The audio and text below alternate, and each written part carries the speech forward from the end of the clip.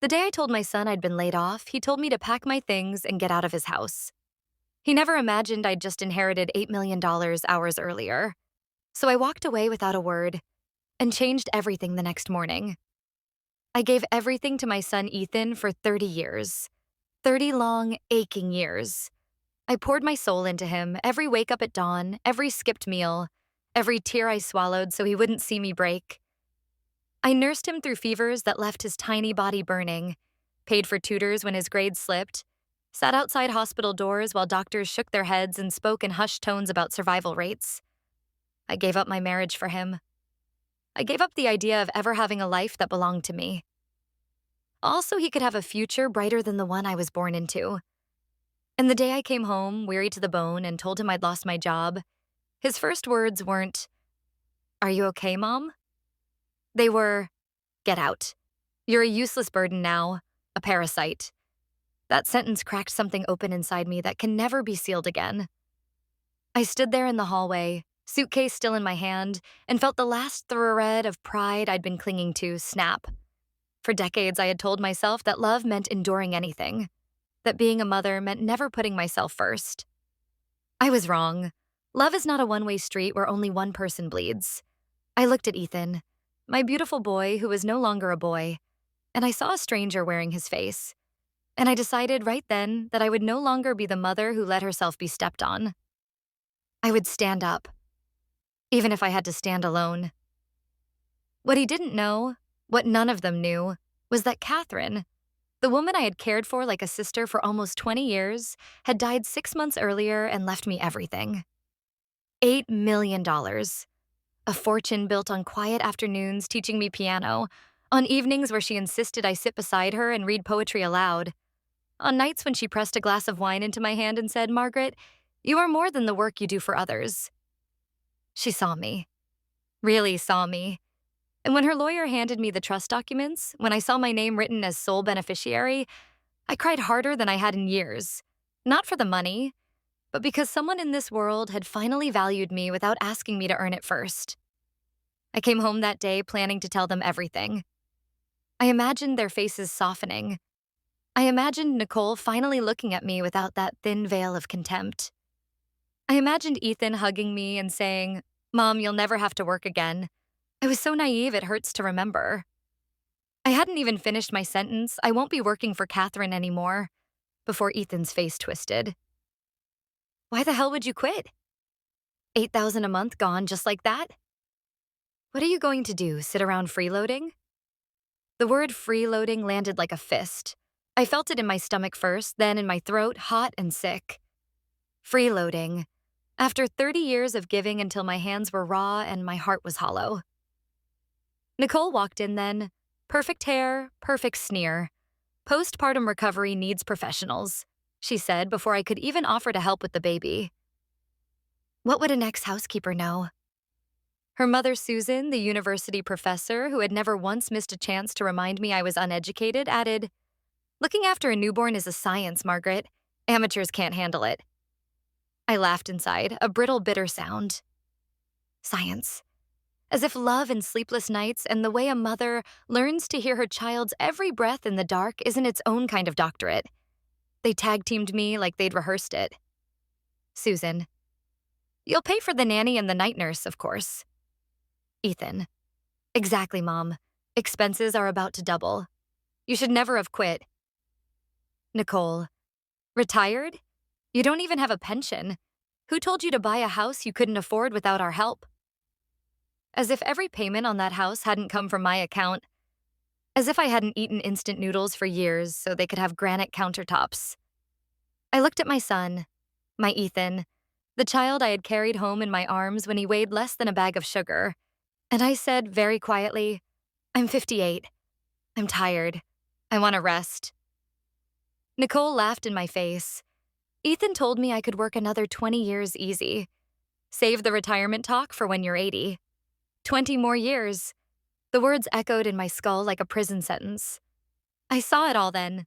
The rest of my life, spent on my knees scrubbing someone else's floors so they could buy a bigger TV, take another vacation, post another photo of their perfect life built on my broken back. I saw the truth naked and ugly in front of me. They never wanted me. They wanted what I could give. And the moment I stopped giving, I became trash to be taken out. I tried one last time. I'm retiring. That's final. Susan's mask slipped. She went from icy disdain to syrupy concern in a heartbeat. There's no room for you here long-term, Margaret, but I know a wealthy gentleman looking for a live-in assistant. Room, board, good pay. Nicole jumped in, grinning like a shark scenting blood. Perfect. Whatever you earn can go toward household expenses. Win-win. A live-in assistant for a lonely old man. I wondered what exactly they thought that job entailed. I wondered how many times they had joked behind my back about what I must have done to keep my job with Catherine all those years. I looked at Ethan. My voice shook, but I didn't care anymore. Is this really what you want? For your mother to sell herself so you can have a nicer life? He wouldn't meet my eyes. Mom, be realistic. You said you wanted independence. This is independence. Independence. The word tasted like ash.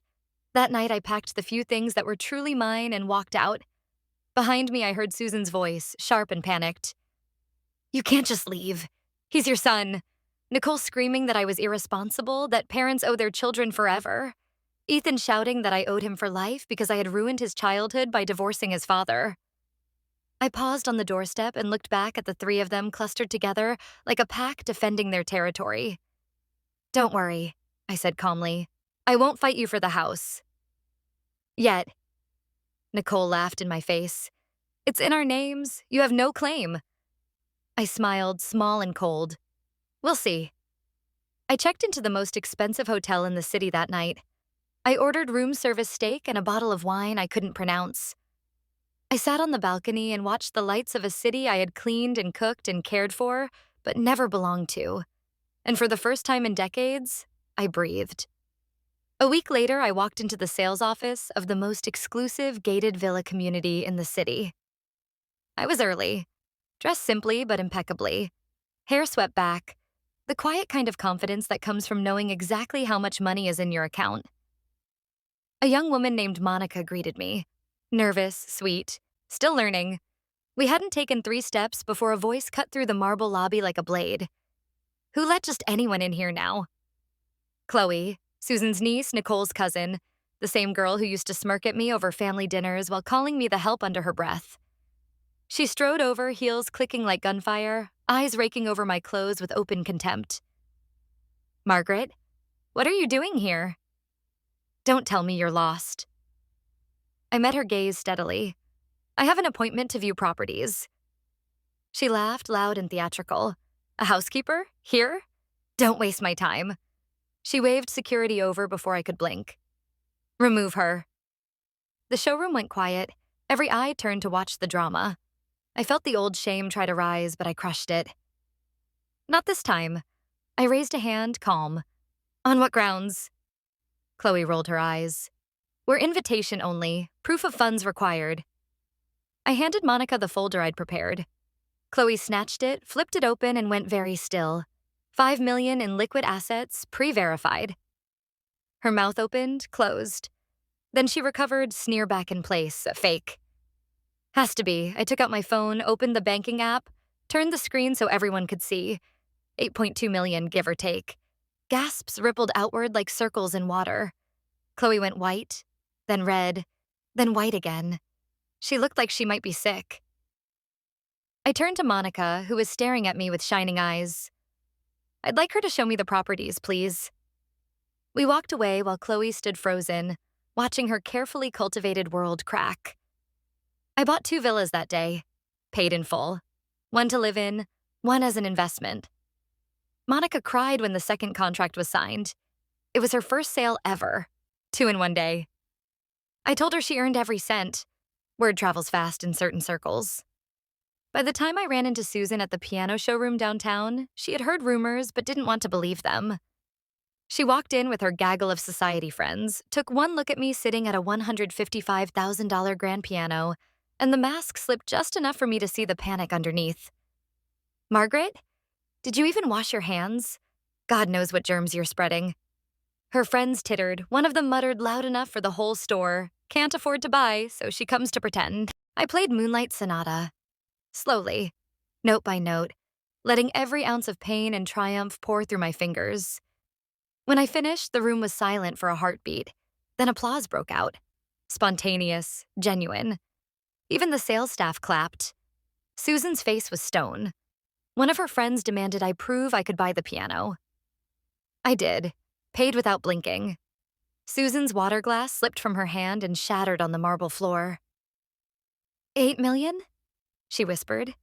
Where did you get 8 million? From the woman you all assumed I was sleeping with? I said quietly. She left it to me because she loved me. Imagine that. Someone loving me without demanding I earn it first. Susan tried every accusation in the book. Mistress, con artist, thief. When none of them stuck, she stormed out, warning me I'd get what was coming to me. Ethan tried next.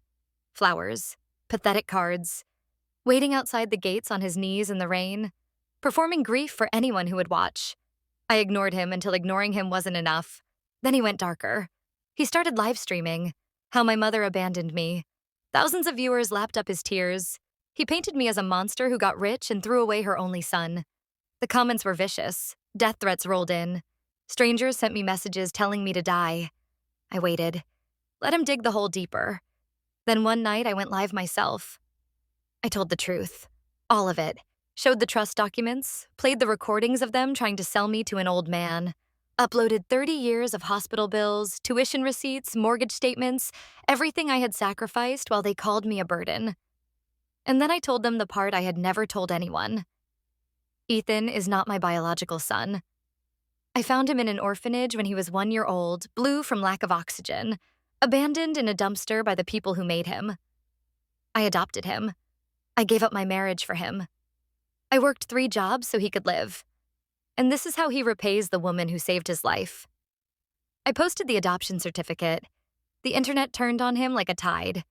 His channel was shut down within hours. Lawsuits followed. He lost everything. 6 months later, I took back the house I had bought them. Nicole divorced him quietly.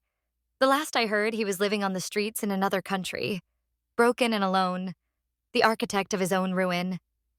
I sold the villas for a profit and moved to a small house by a lake where the light is soft and the mornings are quiet. I paint. I play piano. I garden. No one calls me mom just to ask for money. No one measures my worth by how much I'm still willing to bleed.